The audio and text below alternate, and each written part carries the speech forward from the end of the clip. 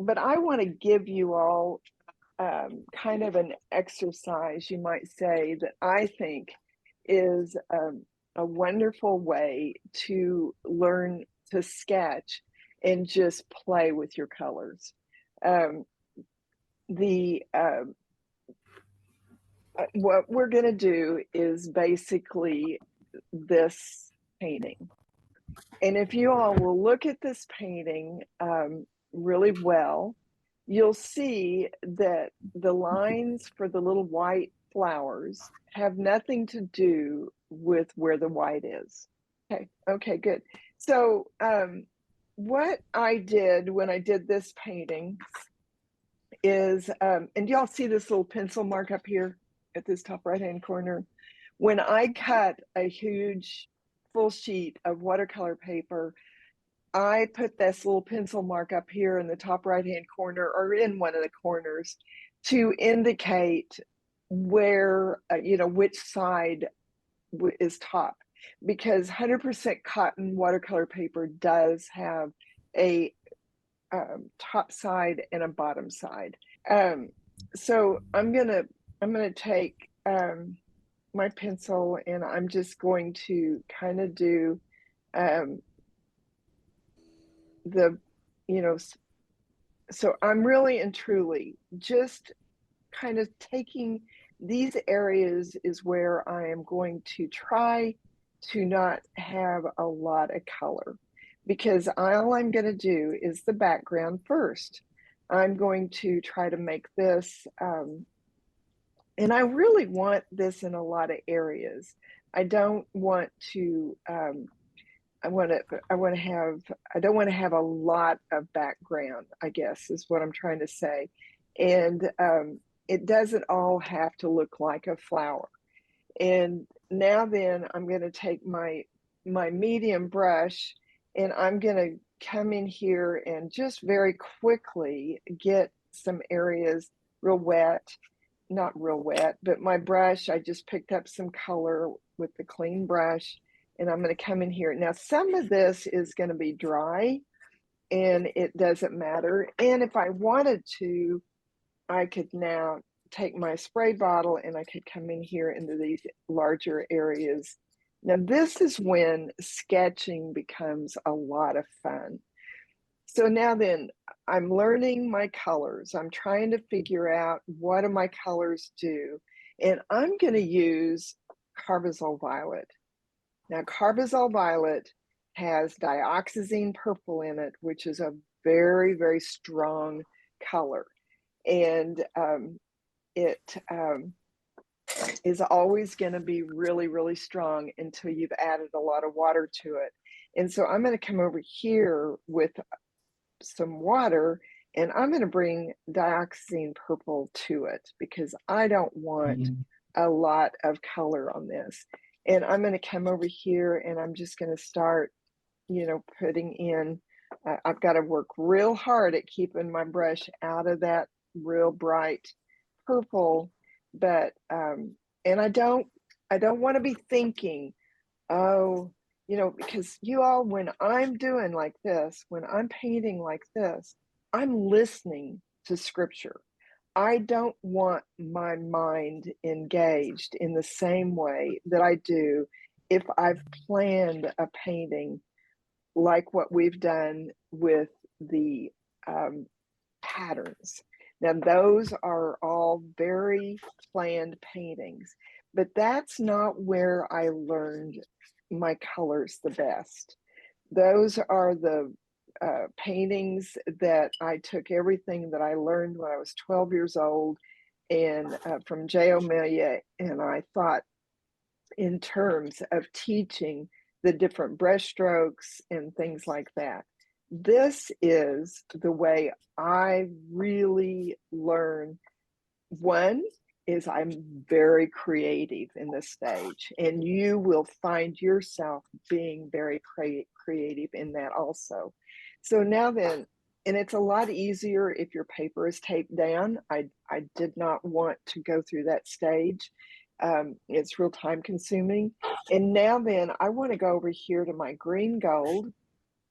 And green gold is kind of a wash no matter what. So I don't have to add much color. And I went right into this water that I have a little bit of purple showing up. It's no big deal because we're going to be mixing that in some places anyway. And if you come in here and you start, now this is where if these were colors that granulated or, you know, kind of resisted each other for one reason or another. I mean, the pigments were different sizes or, you know, whatever reasons it is, this is where you would begin to learn that about that color. And, you know, these areas that stayed white, you know, I can come in now and, you know, try to change it. But look at how beautiful that area is that I went right over the purple with the green, and it kind of made things a little bit brown. Now, I don't need this to be perfect in any place, any way, shape, or form. I just need to, you know, have as much of these color variations in here as I want. So it's creative time, it's fun time, it's learning your colors time. It's not critiquing ability or what this is going to look like in the end. That's not what's going on. You are learning your colors in this stage completely. So now then, I want to figure out where are the centers of my flowers going to be, and I'm going to use New Gamboge. And I'm going to come in here and I'm just going to do, and I'm going to, you know, some of the areas where I've put that flower, you know, the kind of the petal look or something. I'm giving that a little bit of service.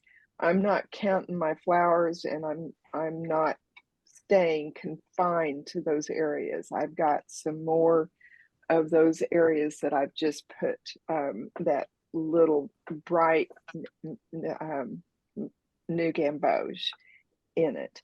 And so I'm going to clean my palette now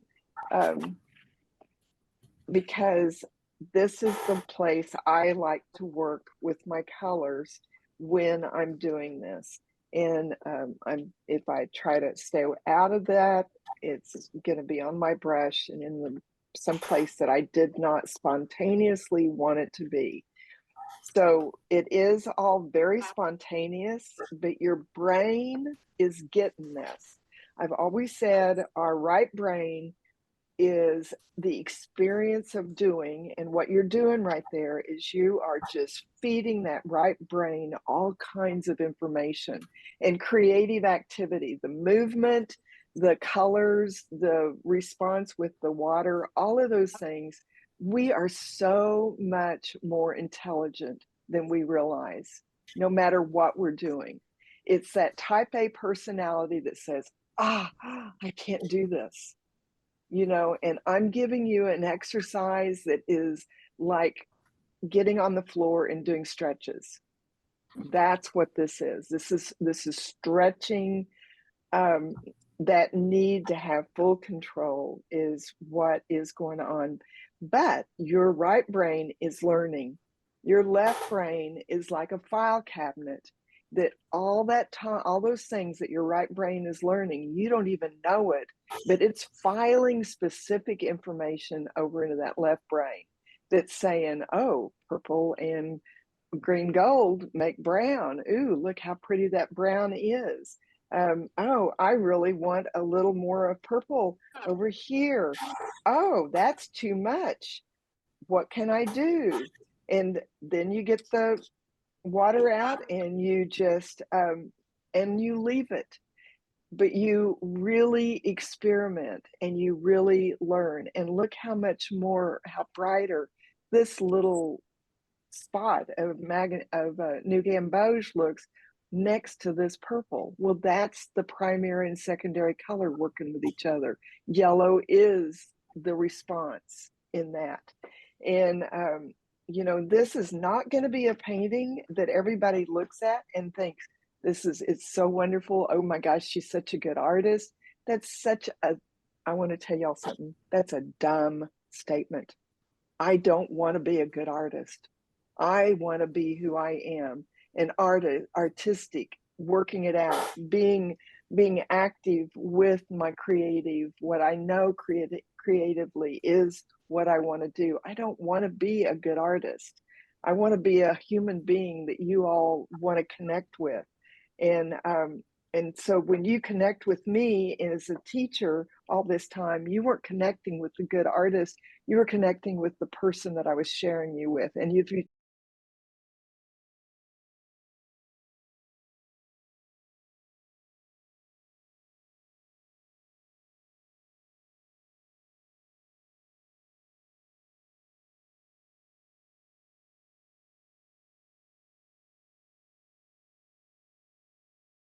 But now then, I've come over here and I've gotten my sap green because I really am trying to work with this little painting I've got here.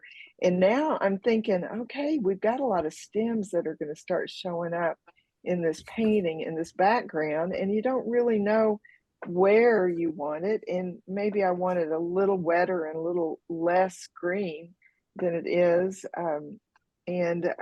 But it's really fun. And if you come in here and you think, okay, so there might be a stem right there, do you see how you can go back and kind of take care of that type A need that we've got to just do it right? But your painting is still going to be really loose and creative and have lots of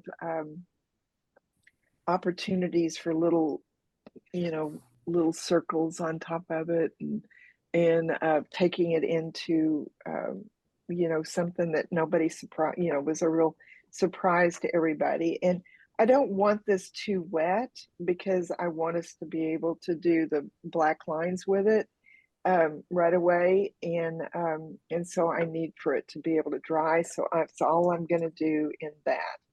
Um, Now then, I'm going to add a little more green gold, and it's going to be a little more control. Um, and just again, I'm just doing it, you all. I'm not planning this painting. I don't have a plan. I'm just letting my eye kind of pick where to put it down. And then I think I want to do some yellow ochre. And I'm going to use this space I've got over here because it really just doesn't matter very much. And you know, maybe I'll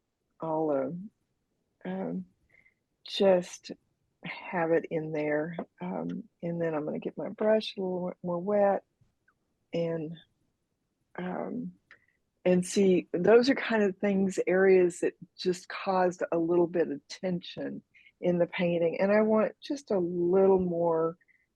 I want. I don't know for sure where, but I'm going to give myself a little more opportunity with that purple, um, and let it do. And, you know, if I wasn't concerned about time, I would take this spray bottle and I would spray it so that it got um, um, there was more running going on and everything. And that would be if I could just set it aside and let it dry for a long time. But I can't do that and show you all the end of the painting. So this is honestly the thing I enjoyed the most when I was on the bus.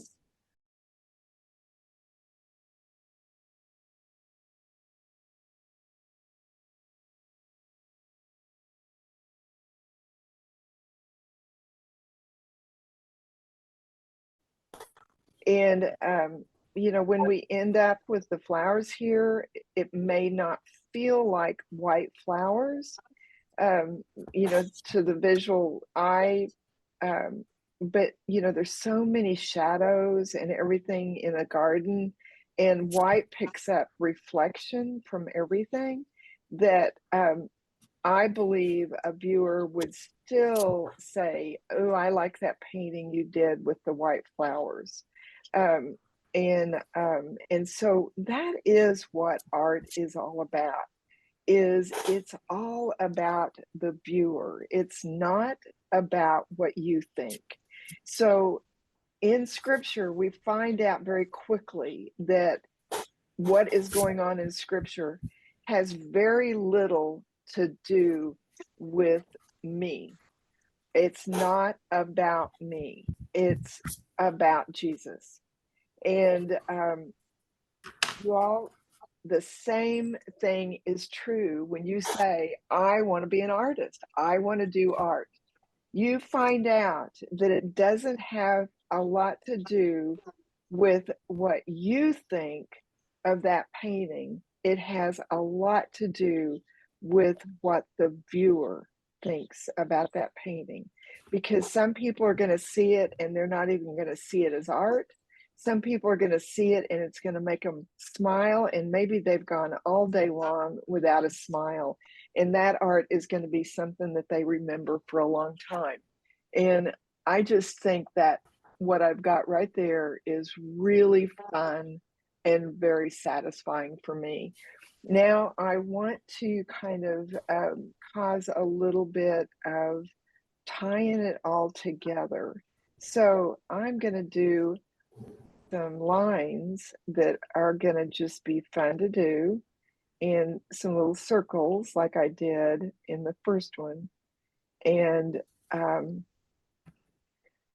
just, this to me is so important to my career as an artist, to my painting time, to my taking care of myself. Um, no, it's not. I would not be satisfied if I thought every painting was supposed to be like this. I wouldn't have ever been able to teach if I hadn't taken it farther and really, but something, if you do this, if you let yourself do this once in a while, you all are going to find those things that just make your heart sing, and you're going to be painting so much and taking care of that artist, that creative nature on the inside of yourself. And it's just going to be a beautiful, beautiful relationship with everything that you've already learned about painting. And I hope each one of you will begin to let yourself do that on a regular basis. And so that's the end of this class.